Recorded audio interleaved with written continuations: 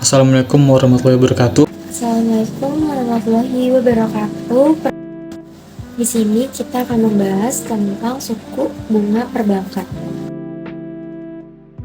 Perkenalkan, nama saya Raffi Tadi Putra, NIM 211011200462. Perkenalkan, saya Masyafie Saskia. NIM saya 211011200800. Perkenalkan, saya Arif Fabriansa dari kelas 06 SKP 010 dengan NIM 211011200209. Pengertian dari suku bunga perbankan. Suku bunga bisa dikatakan sebagai harga jual atas produk yang ditawarkan kepada masyarakat, baik produk simpanan atau kredit.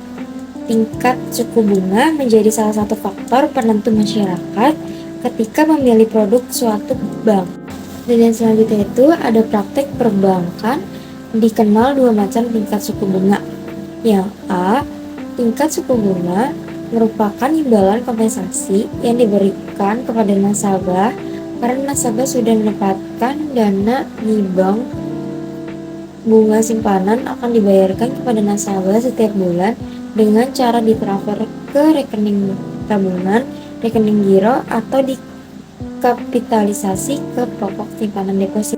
Yang B, tingkat suku bunga kredit berbeda dengan nasabah yang menempatkan dana debitur atau pengusaha yang memanfaatkan kredit atau memperoleh dana dari bank akan dibebankan suku bunga kredit setiap bulan pada tanggal-tanggal tertentu. Beban bunga tersebut akan didebetkan dari rekening afiliasi milik debitur.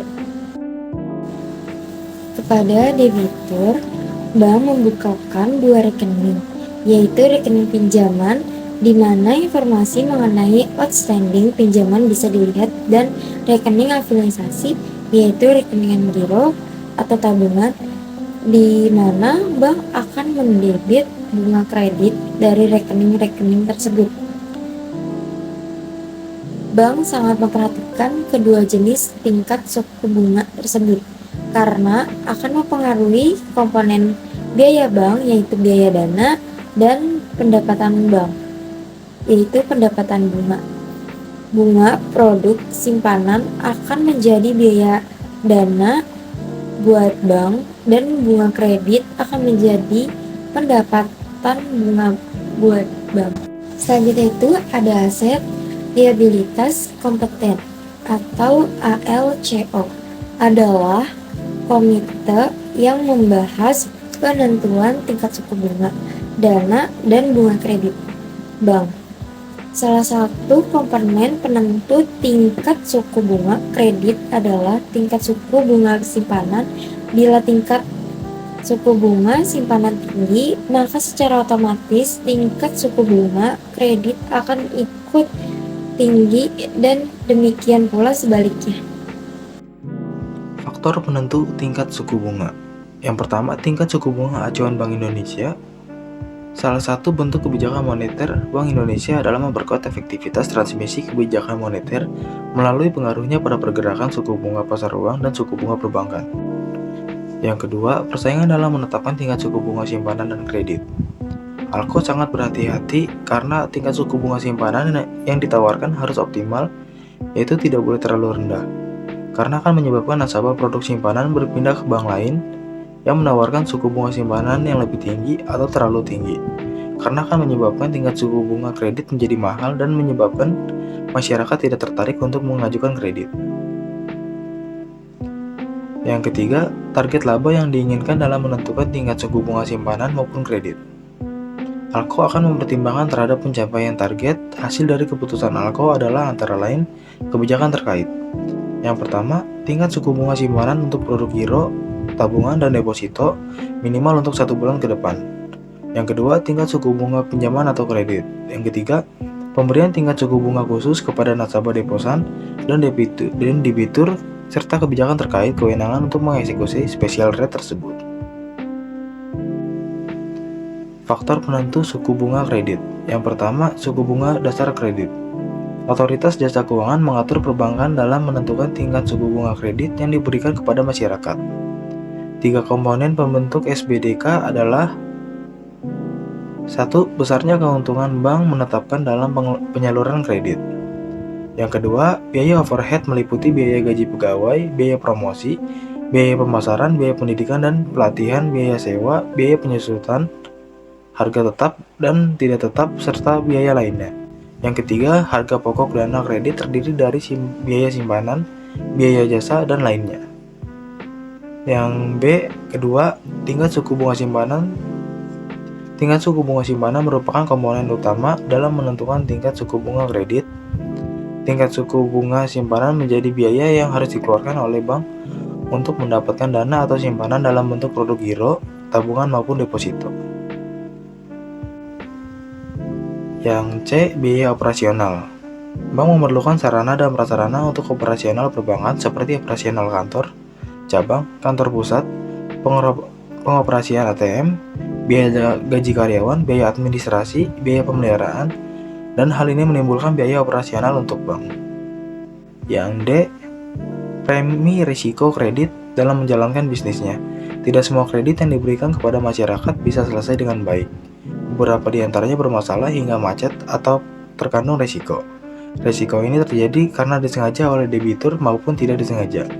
Untuk memitigasi risiko, bank menyisihkan dana untuk premi risiko kredit. Di sini saya akan melanjutkan apa yang telah disampaikan dalam slide yang tadi. Nah, kalau tadi itu kan materi-materi. Nah, sekarang tuh contohnya apa sih dalam suku bunga perbankan? Nah, kita bahas di sini. Contohnya itu ada bank itu menetapkan suku bunga, misalnya ya, bank itu menetapkan suku bunga deposito sebesar 5% per annum kepada deposnya.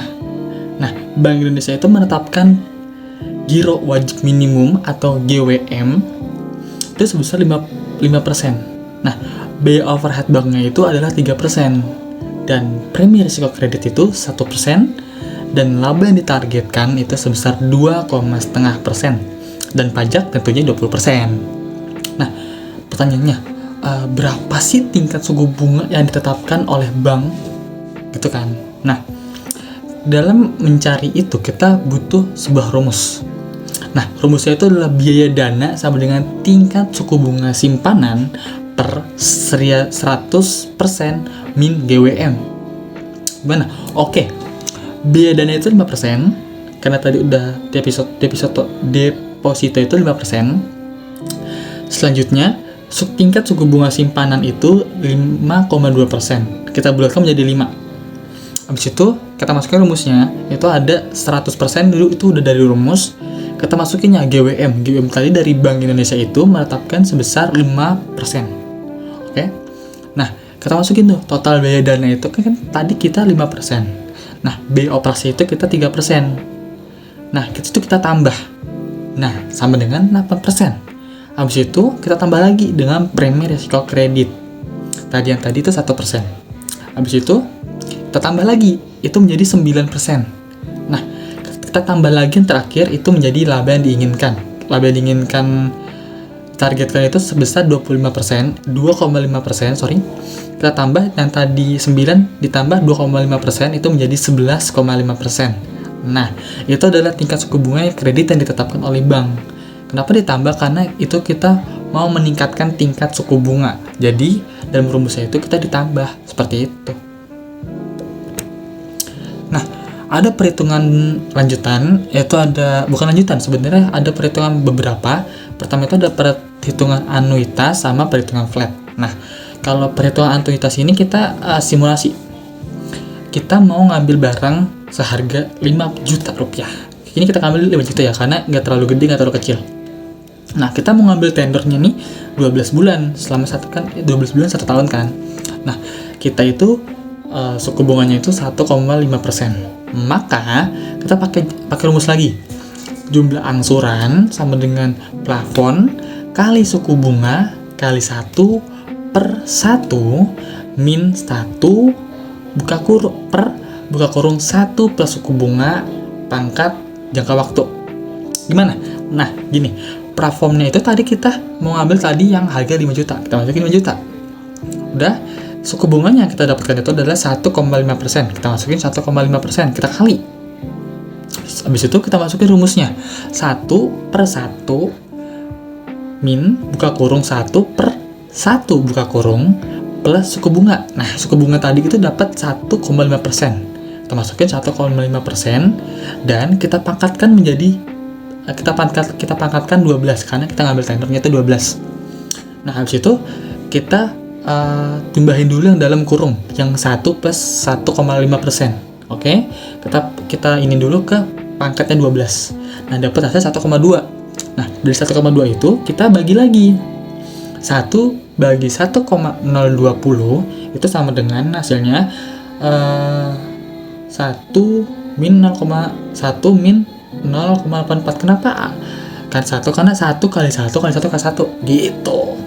Habis itu 1 yang tadi yang dalam kurung itu kita masih dalam kurung. Kita kali lagi.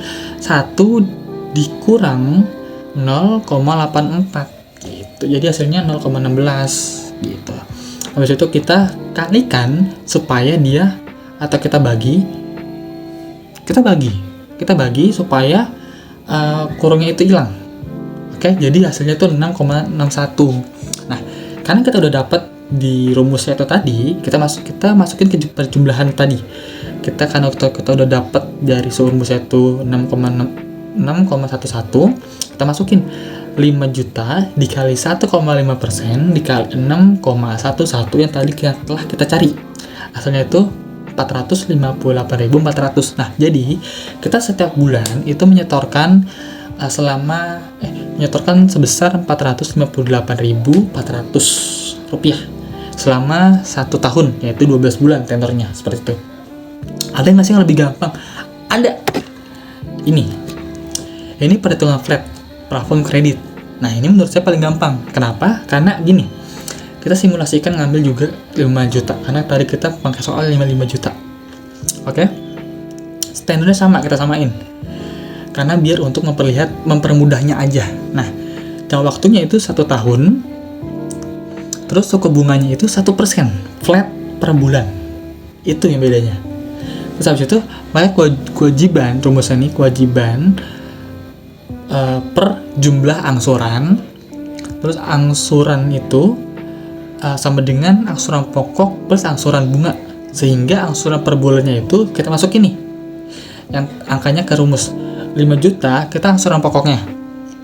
Terus habis itu dibagi sama tenornya 12 bulan. Gitu. Itu tutup kurung. Terus kita tambah sama 5 juta lagi. Kenapa? Itu karena angsuran pokoknya juga, tapi ini dikali 1% sama yang suku bunga tadi. Oke? Tutup kurung, kita jumlahin. Nah, dari 5 juta dibagi 12 itu hasilnya 401.667 rupiah. Habis itu yang tadi yang kita kali dengan suku bunga itu hasilnya 50.000. Nah, habis itu kita tambah dari 416 ditambah 667 ditambah 50 itu hasilnya 466.667 rupiah. Seperti itu. Itu lebih gampang. Jadi kita tiap bulan itu hanya menyetorkan sebesar 466.667 rupiah. Itu ada caranya. Itu. Terus dari suku bunga perbankan tuh ada studi kasus nggak sih? Pastinya ada. Gitu. Studi kasusnya apa? Gini.